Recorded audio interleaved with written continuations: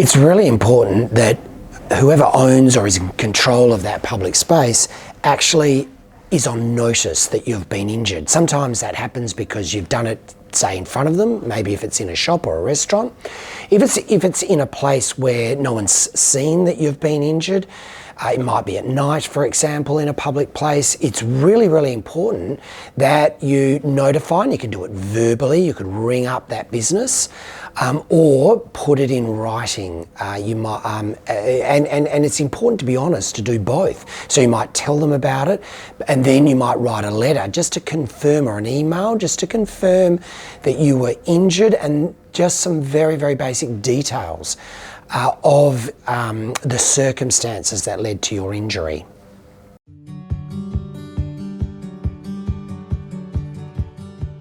It's important to notify whoever is in control of that public place as soon as possible. So in that respect, there's no actual time frame to do that in, but the sooner the better. Now, you do have 3 years in which to try and resolve a public liability claim. After or up to that 3-year period, you are required to issue proceedings in a court.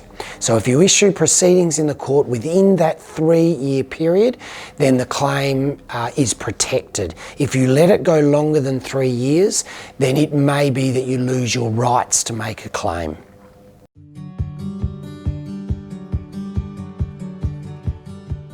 That's a very good question, and it's always a little bit difficult to answer. It very much depends on your injuries and how long it takes you to recover. If it's a broken leg or a broken arm, for example, it's always going to be at least 12 months before you're able to properly assess the long-term consequence of that injury. Following that sort of time period, then you're looking at a period where you could resolve the claim. So as a rule of thumb, I would generally say 12 to 15 months.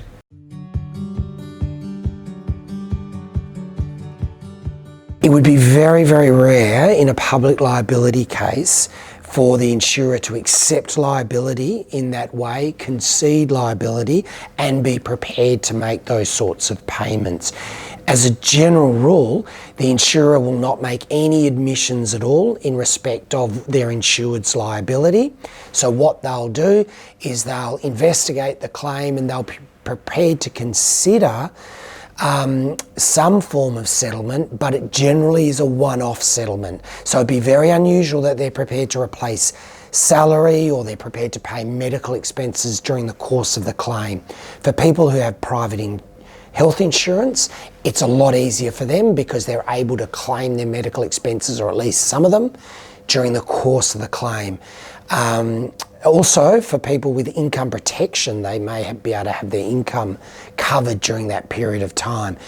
For people without that sort of cover, it can be a very long 12 or 15 months if they're so injured that they can't work or need medicals. And that's where it's really important to seek legal advice.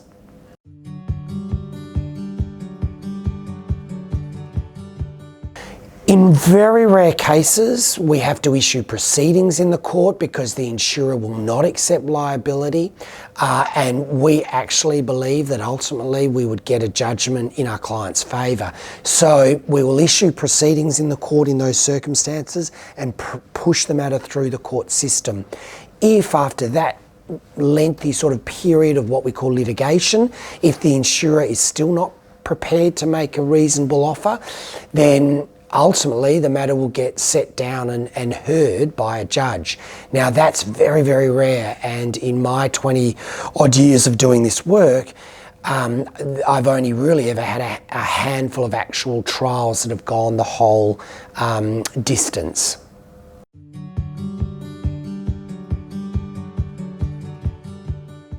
Yes, in public liability claims, as I said earlier, it's rare for the insurer to actually pay for medicals or income during the course of the claim, and 99% of all of these claims settle by way of a one-off lump sum. So that amount is offered to you, and if accepted, the claimant signs a deed. In return for that, they get paid a lump sum settlement on the basis that they don't proceed with the claim any further.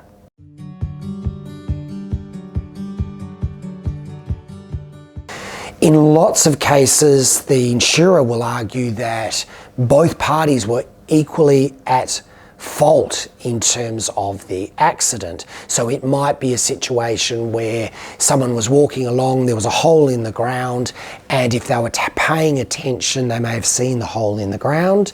And the insurer may argue that that's a 50-50. So if that person's damages were, say, 100 grand for argument's sake, the insurer would offer 50,000. They'd offer half of those.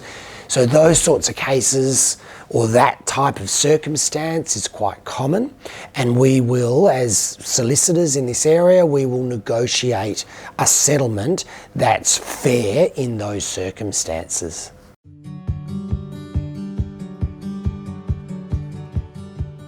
Look, that's a really good question. We work by way of a no-win, no-fee terms.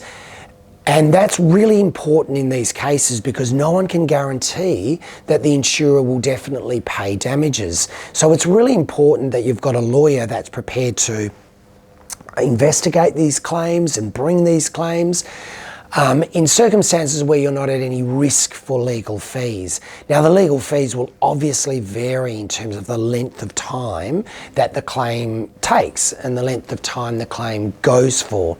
Now, at the end of the day, once we get to a settlement stage, then we're also seeking the claimant's legal fees from the insurer. So that's something that we seek that they pay on top. Now, often they won't pay all the legal fees, but it's not unusual that they would pay up to 60 or 70% of our client's legal fees, leaving a pretty small balance which would come out of any lump sum settlement. So all of our fees are arranged on a deferred basis. So there's no payment of fees during the course of the claim whatsoever. And if a claim is not successful, then we don't charge anything for our time. So that's the arrangement that we offer, and it's really important that an injured person or a claimant comes to a law firm with lots of experience in this area, like we have at Johnston with us.